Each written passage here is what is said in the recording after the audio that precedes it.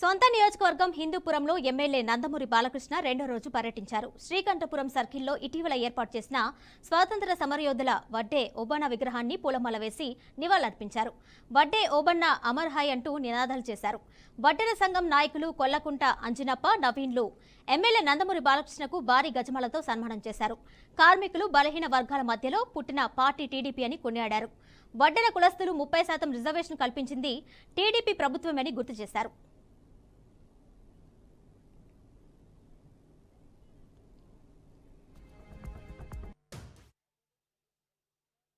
గారి విగ్రహాన్ని ఇక్కడ ప్రతిష్ఠించడం చాలా సంతోషం. కార్మికుడు కరిగిన కండరాల్లో నుంచి, రక్తంలో నుంచి అని ఆయన ప్రసంగం మొదలయ్యేది.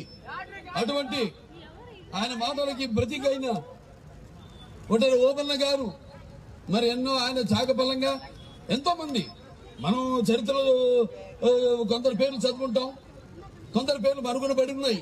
ఇవాళ చూస్తున్నాం మనం ఎక్కడ ఎవరికి న్యాయం జరగట్లేదు ఉన్న పరిస్థితుల్లో.